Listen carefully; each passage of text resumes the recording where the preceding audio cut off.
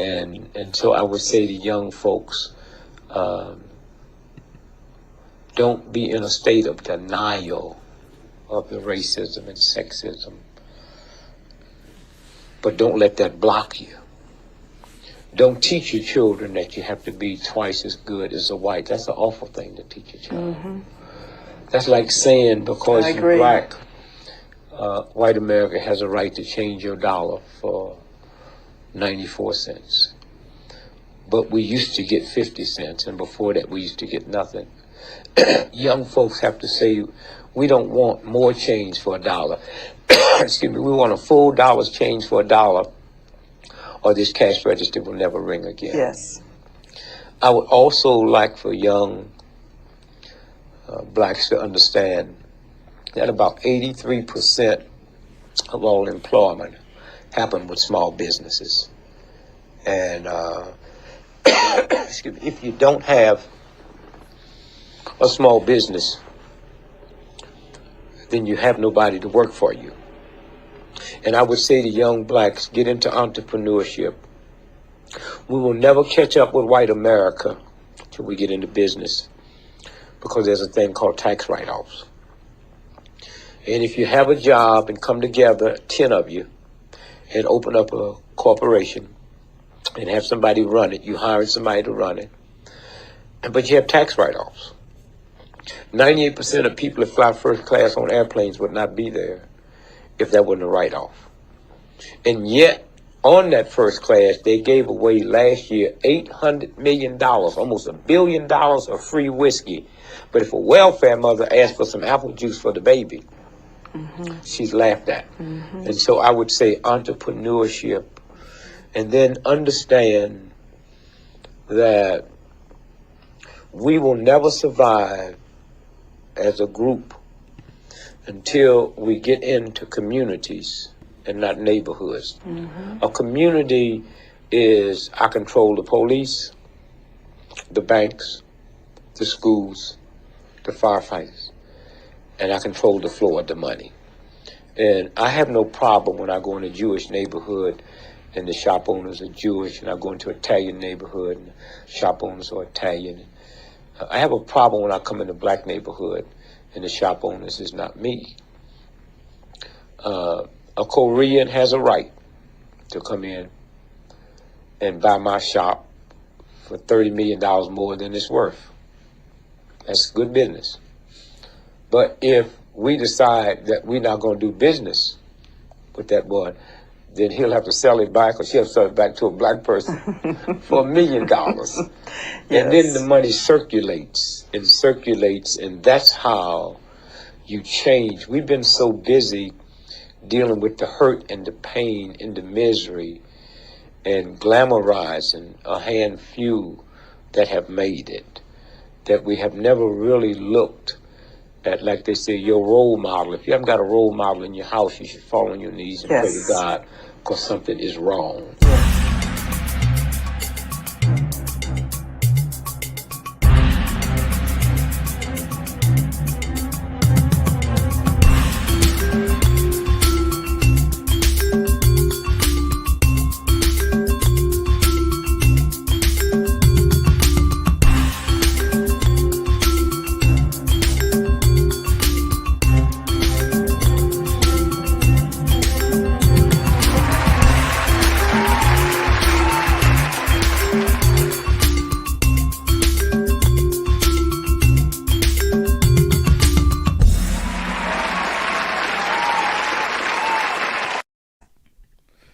Assalamu alaikum rahmatullahi wa barakatuh, everybody. I hope you're doing well. You're blessed.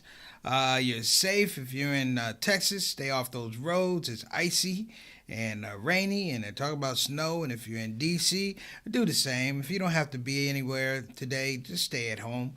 Stay off the streets. Stay safe.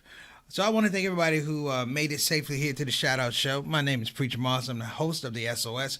Again, I hope you're having a good day, a blessed Sunday. It's always good to have a good Sunday, because Mondays could be rough, as I always say. Mondays could be a little bit rough. But today I thought, and just so you guys know, the lead-in was Mr. Dick Gregory, That was the lead-in I wanted to show yesterday. Of course, alhamdulillah, all praises due. I figured out the audio problem, so I hope everybody was able to hear it and really get it. And I think it was a blessing. I think it was a blessing because I feel like the topic I'm going to talk about today is an amazing topic, if you will. I mean, I am going to be speaking about, brothers and sisters, honoring Black Wall Street.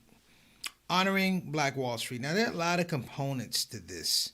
A lot of components, a lot of levels. So I'm not going to try and do everything, but I'm going to just kind of put some conceptual ideas out there.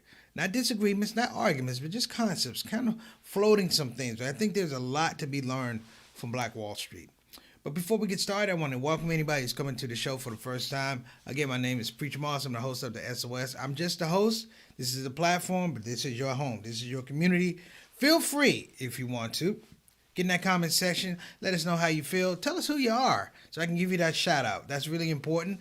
That's number one. Number two is we appreciate you for coming in the first place. You could have been other places, but you're here. Last thing, I don't want to mess it up, but if you don't mind, on the way out, if you're on YouTube, click the subscribe button, the notification button, and the like button.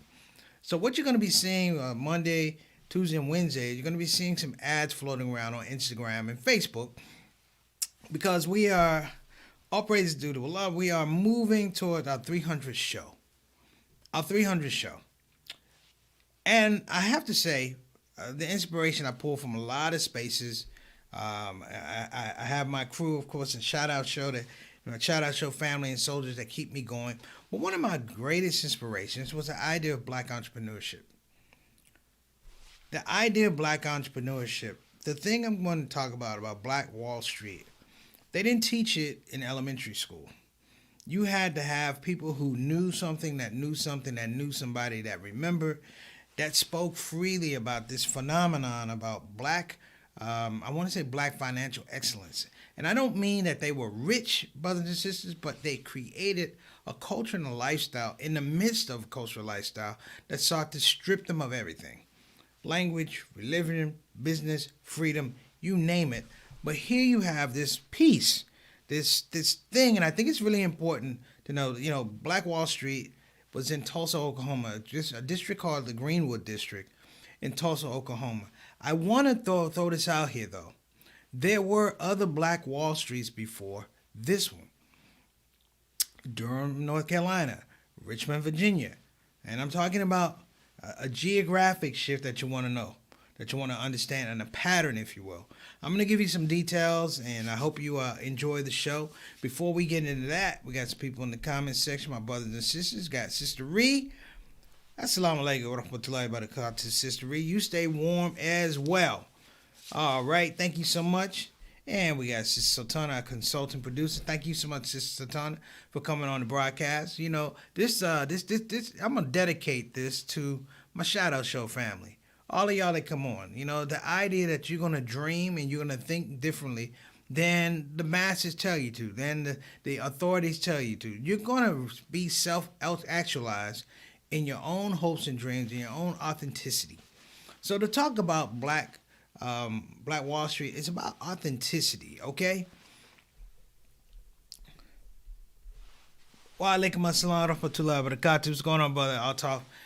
So this is great too. If you're a Muslim, this is a great example too. Our prophet, peace and blessings be upon him, was a businessman. He was a merchant, and so you understand the idea of freedom and finance. Freedom and finance. So I'm going to take us through some things, but I'm going to finish yelling out everybody. And this is my sister, Miss Eleanor. How you doing, Sister Eleanor? Good to see you. I hope you're doing well. Oh, you got some peanut chews waiting for me? But they ain't going to last long when I get there. But I appreciate you. I hope all is well. And to everybody in the queue, happy Valentine's Day. If you're celebrating, happy Valentine's Day, happy Valentine's Day, happy Valentine's Day. So from this point on, I want to talk about honoring Black Wall Street. It is entirely understated. The courage, the intellect, and the genius of folks who developed business in the 1800s, 1900s, and early 1900s. Black Wall Street, which I'm going to talk about today, was established but it was massacred basically in 1921. It had been an outgrowth, brothers and sisters, of another situation that they don't talk about, which was the Indian Removal Act, where they were resettling Native Americans, mostly Seminoles, moving them from the east to settlements, reservations, and things like that.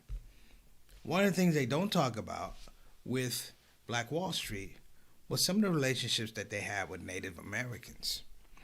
Now, going back to just some background, brothers and sisters, Native Americans in the United States have a different relationship with white American white supremacy. Originally, people like Benjamin Franklin, people like Thomas Jefferson wanted to see the Native Americans recognized as equal to white people.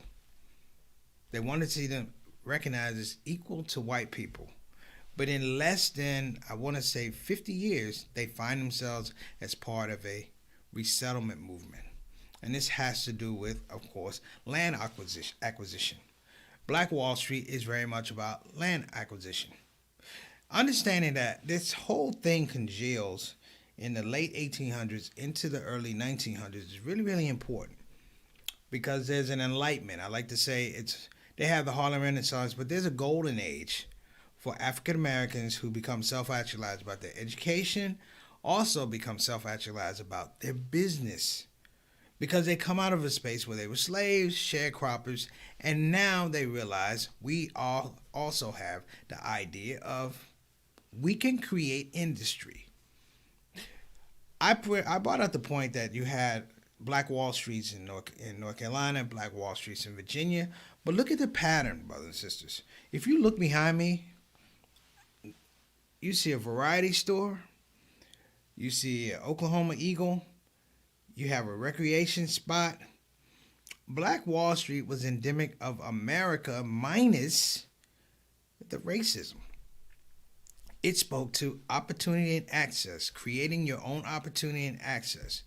Now, you can't see it on the little picture behind me, on the wallpaper behind me, but there were black dentists, there were black doctors, black lawyers, you had black podiatrists, you had black insurance companies, and of course, you had black church. Think about that. You have black church. So all of these things are in this space called the Greenwood District. Ironically, Greenwood is named after a city in Mississippi, Greenwood, Mississippi. So you can see the whole migration period coming through. And especially around after World War I, you have a proliferation of African American soldiers who returned to the United States after fighting in the First World War, engage in the idea that I have citizenship because I've been a servant and I served in the capacity of fighting a war for the United States. Here's the thing I don't want to be missed. This is about the spirit and the nature of people who want freedom, and they have the finance. Freedom and developing finance. Mr. Gregory, in his brilliant assessment, talked about the difference between having a neighborhood and having a community. Having a neighborhood and having a community. The idea of a neighborhood is that you don't know it. Hood, you don't know it. Neighbor is not the same as ownership. You know, you can be in an apartment building and you can have neighbors. But what the understanding is in the apartment building is most of you don't own the apartment that you live in. Mr. Gregory talks about the importance, and he said this to me many times, the importance of owning your means of production. The interesting thing about Black Wall Street is this happens during the worst of Jim Crow, the worst of voter disenfranchisement. It happens during the worst of the worst, but it doesn't happen for these people. This is a case where the earliest gentrification, of course, is with Native Americans. But in this case, these people have been relegated to this area. They had a railroad track that separated and kept the blacks from the whites and the whites from the blacks, and they were cool with that. And people go, what happened? What happened to Black Wall Street? Most of you know that there was a massacre. It was burned to the ground. There's a show on HBO called The Watchmen. Regina King does an incredible role. It's her, it's Lou Gossett Jr., but they go back to this thing that happened. And there are going to be some other films coming out about Black Wall Street. There's a book that's out. I'm trying to remember the author. Oh, I can't remember the author. It came out in I think 98 or something like that. It gives you all the breakdowns of Black Wall Street. But let me go even a little deeper. Okay. Safia, wa alaikum assalam wa rahmatullahi wa barakatuh. How you doing, sister? Thank you so much for coming on the show. Good to see you. You know, I hope you've been writing, young sister.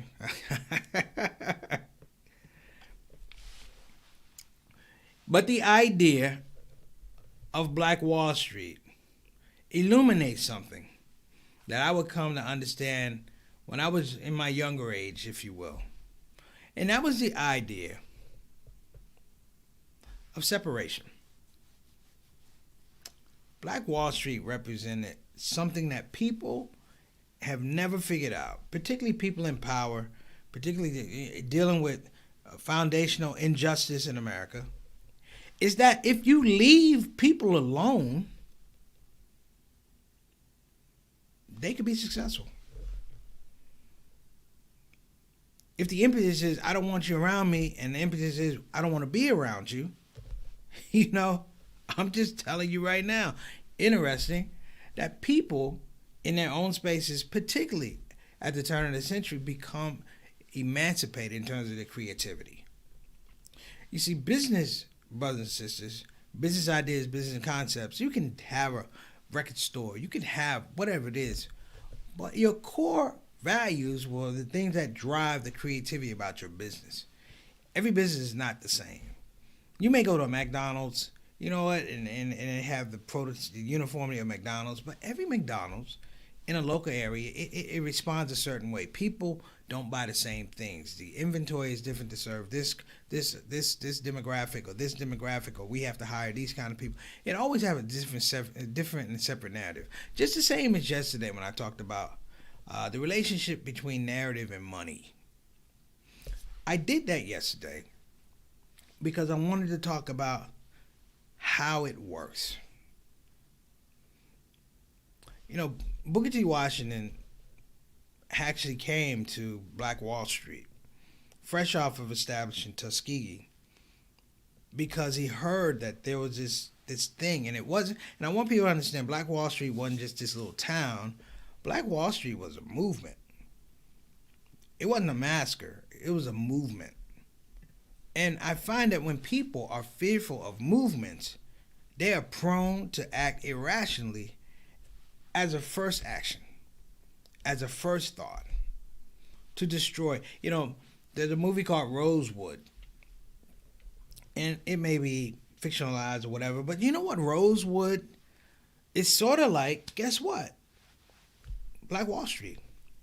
How does Black Wall Street start out? In Rosewood, there was a woman, white woman, supposedly assaulted by a black man. Now, of course, she was like, not sexually assaulted, just assaulted, not sexually. He didn't go there. Do you know the same thing happened in Black Wall Street, in the Greenwood district? A young shoe shine boy, Mr. Rowland, a young shoe shine boy was accused of assaulting a white girl, a 16-year-old white elevator operator. The truth bears out that it never happened. People say we don't even know if it was even, because the town was closed. It was a holiday. Why would he be shining shoes, and why would she be on an elevator on a building that's closed? And even in the reports, she said he grabbed her by the arm. It's by accident, but she didn't want to press charges. Here in Black Wall Street, becomes this big litany of lies. Particularly how history has been told for a long time. I'm interested in understanding, and if anybody gets a chance, watch the first episode of The Watchmen on HBO. It's heartbreaking. It is that, but it is a depiction of a lot of the stuff that we're talking about right now. The idea of crushing the African American entrepreneurial spirit is a thing that people have been long engaged in, well invested in. Because it's not enough to harm me physically. Now you are harming me in a way by I can't affect my own mobility. Mr. Gregory talked about how we reference our children, how we talk to our children. We're taught in a way whereby we accept less because we came from nothing. Let me say that again. We accept less because we came from nothing. So a slave comes up, the work he did, he wasn't getting paid for. So if I give you a little bit more, you should be happy. Not thinking in aspect of I should be equal pay for equal work. In Black Wall Street, I would submit the fact that somewhere, somehow, a collective group of people, not a neighborhood, but a community, brothers and sisters, framed a concept, a modality whereby the community becomes the larger picture. The community becomes the indispensable framework for everything that's going on. There's a little thought sometimes in Hollywood. Everybody wants credit. Let me say that again. Everybody wants credit. You'll see people sue in Hollywood because they say, oh, I did that idea, you stole from me. The interesting part was, and I won't mention the person I was talking to this about, but he tells a story of he had a project. The project was going well. And he said literally people would come on to the project, mess up stuff, just so they could be able to say that I fixed the problem. Think about the mentality. Give a shout out to my little brother. What's going on? Walaikum assalam rahmatullahi wa barakatuh, JT. People create a problem just so they could turn around and say, I fixed it. It's like I set a house on fire and I want you to give me credit for putting water on the fire. Right? I steal your food and I want you to give me credit for feeding me. It doesn't make sense. But this is literally the mindset around Black Wall Street. And ironically, around a lot of stuff we're seeing a little more. What you got here, Jay? Frederick Douglass fought for equal pay for African American soldiers to be same. Absolutely. Frederick Douglass had to do it. Effa Manley had to do it with Jackie Robinson and guys breaking the color barrier, getting black players to get the same amount of money as white players in the major leagues. This is the thing. And I'm humbled and I'm grateful that I know about things like the Black Wall Street in Tulsa, Oklahoma, and in Durham, and in, of course, Richmond. And you can see the progression because these Wall Streets, if you will, they follow expansion. At the turn of the century in the 1900s, all the black population, no, not all, sorry, 80% of the black population was below the Mason-Dixon line at the turn of the century in the 1900s. And here you have the expansion, of course, of jobs and things like that, opportunity. But you have the expansion, and I want to say that it speaks to the esprit de corps of these young men and women who are heroes, that they expand. At the same point, you have Native Americans being resettled. They are expanding and building industry. Let me say something about building industry, or just the whole aspect of you, if you will, of how you frame financial benefit. Now, yesterday I talked about the function of money. That's it. What unit of accountability, store value, things like that.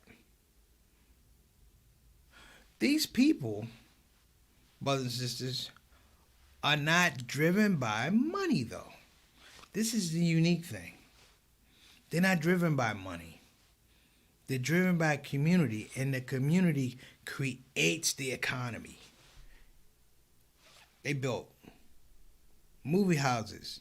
They built recreation centers, drugstores, restaurants, hotels. You know what they didn't build? Jails, prison. Because the idea was they were building a full community. And that full community began to, if you will, expand the quality of people. It began to expand the quality of people. It improved the quality of people. From the late 1800s up to this point, you have a proliferation of schools, African American schools. Now, hopefully, inshallah, I'll be doing a show on HBCUs. But I'm saying how important this is, and you can't look it off.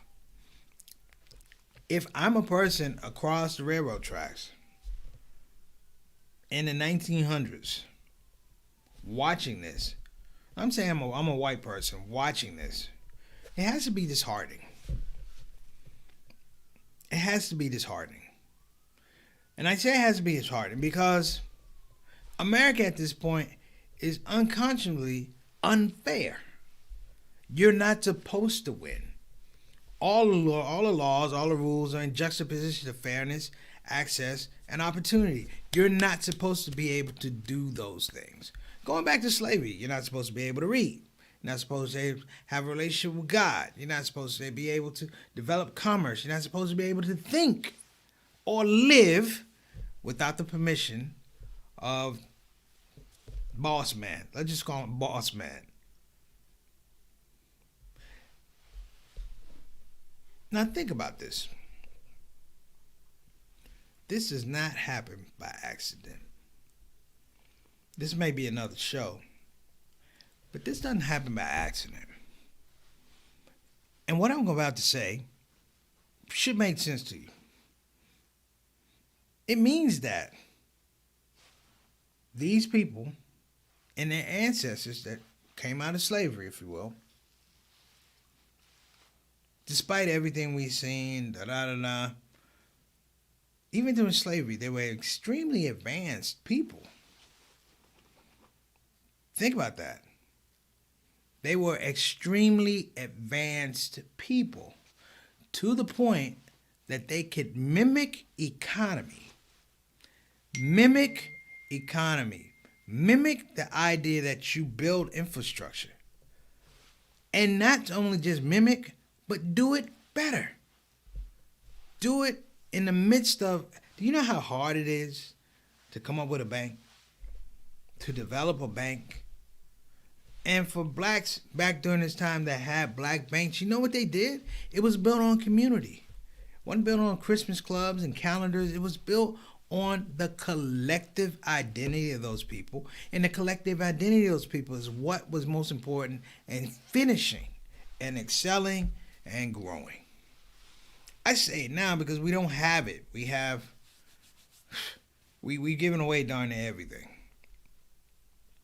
You know, the idea of entrepreneurship in the black community and the Muslim community, it's there, but, you know, it's not like it should be. You know, I gave you guys the statistics about the reality of black entrepreneurship in this country is not expected to make it. It's not expected to make it. They're saying 40% of black businesses are going to fail. They're going to close up shop during this pandemic. Now, this is important because going back to the housing crisis, 2007, 2008, 60% of black businesses didn't come back on board. Let me throw this up. Hey, Mama Son, what's going on? Yeah, they tore it up. See, in many cases, our heroes are torn apart by jealous or co-opted blacks to show off for the white man. Yeah, that's true. We got something for Altaf. I think the pandemic has given us an opportunity to hit the reset and work to reestablish the community. Altaf, I hope so. I literally hope so. Because if we're not going to do it, you don't even have to have a Black Wall Street right now. And what I liked about this idea, and I love this picture, by the way, they're having a parade. Let me break this down. Do you understand the intellectual capacity about having a parade, a celebration? People who dress up in their Sunday best to celebrate an idea of excellence. That's what parades are about. We're going to celebrate excellence. And they did it in the most pristine way. They say between May 31st and June 1st, 1921, this whole thing was burned down. Burned to the ground. They can't get the numbers of who was killed. I think it was 39 killed. I think 13 were white, 26 were black, or whatever. And they also don't talk about how black soldiers fought back. That's a major thing right there. But the information, if you will, is rather vague. They did a commission on it. They had a commission on it that spoke about reparations and things like that. Who should get it? And yeah, I don't know exactly. I have to find out. Because sometimes they were going to give you reparations, and it's really just a recommendation. Ironically, the one of the great landmarks in Greenwood, the Greenwood Cultural Center, which had they had a museum and all of that. Somehow in Oklahoma, somebody pulled the funding. And guess who came to the benefit? They had a GoFundMe for the Greenwood Cultural Center, which highlights the excellence of Black Wall Street. And they had to have a GoFundMe. And the Native American tribes pay for a lot of their programs to keep them going. Got a sponsor on right here. Thanks for adding to my knowledge about Black Wall Street, which is indeed one of our phenomenal events in our history. Yes. So I support black business. Ms. Cade is the owner of Be Financially Independent. So people go, why do you do that, Preach? Because I'm supposed to. I'm supposed to support black business. Because if I don't support black business, the money does not stay in the community. It just circulates around the neighborhood. And a lot of times, it's not your neighborhood. All right, brothers and sisters, I'm going to wrap up. Because your boy got class tonight. Make the wire for me. 2 more classes in the thesis, and I get my master's in Islamic education. Well, I won't be teaching any kids. All right. So work with me here. Let me get this up and going. So our sponsor for today's program and for the whole Black History Month, particularly with politics, is by BeFinanciallyIndependent.com. Again, that's BeFinanciallyIndependent.com. You can go to the website, peruse the information, and have somebody get with you, fill out the form, or you can simply call 1-800-679-3175. Again, that's 1-800-679-3175. Maybe you, with BeFinanciallyIndependent.com, can start your own Black Wall Street. Think about that. All right, beloveds, I have to run. It's been a gas. I appreciate you. And, I'm going to ask all of you to do a little due diligence. I am doing something like the ShOUT show because I remember Black Wall Street. And I remember black journalism. When's the last time you picked up a black newspaper that wasn't Ebony or Jet? That's a black newspaper, a daily. Yeah. We don't have them. Guess what? Black Wall Street had their own newspaper. So listen, do yourself a favor. Take 5-10 minutes, and just do some research. And it's not just about the business aspect. And I specifically tried not to spend a whole lot of time on the massacre that happened, that it was burned down. because I wanted to celebrate. I don't celebrate massacres. I'm not going to celebrate madness and debauchery and barbarism, because that's not what Black Wall Street was about. It was about excellence. It was about vision. It was about commerce. It was about community. I won't lower myself to talk about these barbarians and these animals and these devils that ruined a model society. A model society. So, as I do, I ask you to please, our brothers and sisters, celebrate. Okay? So listen, I gotta go. You guys been amazing as always. I'll keep you in your prayers. I'll keep you in my prayers. And if you get a little time, please remember, celebrate Black Wall Street. Take care. Assalamu alaikum wa rahmatullahi wa barakatuh.